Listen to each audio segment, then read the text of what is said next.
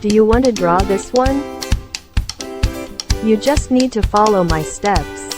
Look at the direction and shape of my lines or curves. Let's move your marker now. Check it out, it's very easy. Just make lines like this. We don't need complicated theory. Let's draw together. Don't be afraid of being wrong. Everyone has their own artistic soul.